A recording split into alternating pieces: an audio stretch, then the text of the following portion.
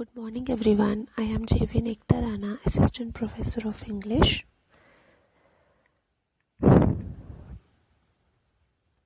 Welcome to the lecture of 20th Century British Literature. Today we will discuss Virginia Woolf, biography of Virginia Woolf. She is English novelist, critic, essayist.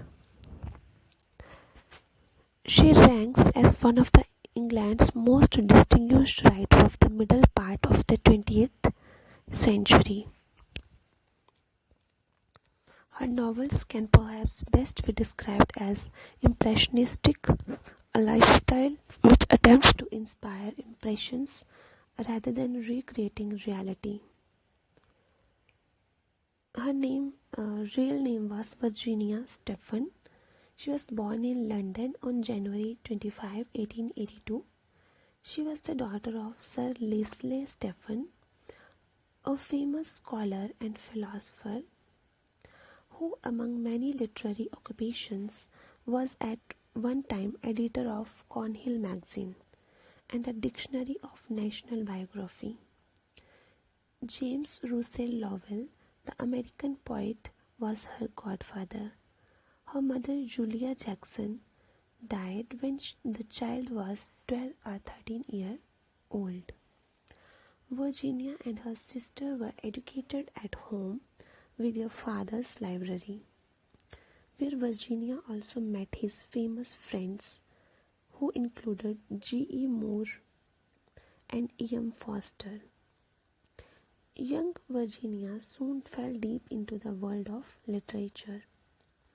In 1912, 8 years after her father's death, Virginia married Leonard Woolf, a brilliant young writer and critic from Cambridge, England, whose interests in literature as well as in economics and the labor movement were well suited to hers. In 1917, for amusement, they founded the Hogarth Press by setting and handprinting on an old press 2 stories by L. and B. Woolf.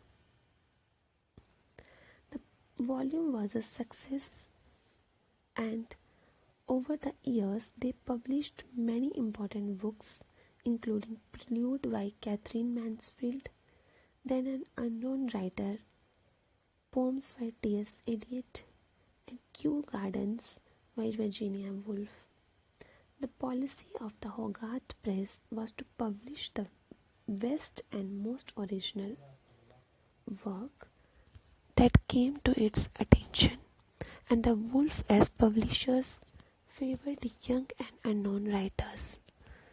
Virginia's older sister Vanessa, who married the critic Clive Bell, participated in this venture by designing dust jackets for the books issued by the Hogarth Press.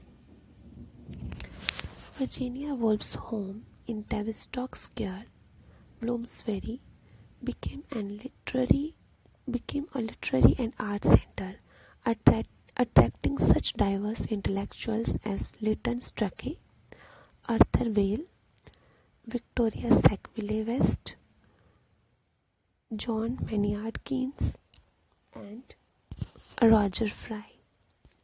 These artists, critics, and writers became known as the Bloomsbury Group.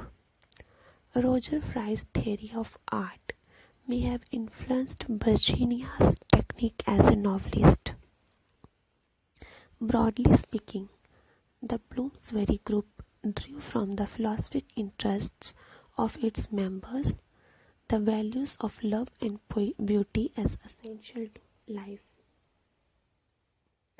As a critic and essayist, Virginia Woolf began writing essays for the Times Literary Supplement, London, when she was young, and over the years these and other essays were collected in a 2-volume series called The Common Reader. These studies range with affection and understanding through all of English literature. Students of fiction all of English literature, students of fiction have drawn upon this criticism as a means of understanding Virginia Woolf's own direction as a novelist. An essay frequently studied is Mr. Bennet and Mrs. Brown, written in 1924, in which Virginia Woolf described the manner in which the older generation novelists, Arnold Bennett, would have portrayed Mrs. Brown, a lady casually met in a railway carriage, by giving her a house and furniture and position in the world.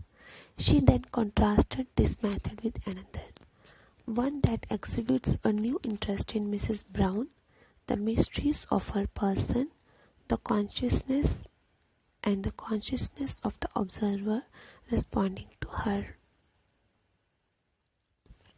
Thank you.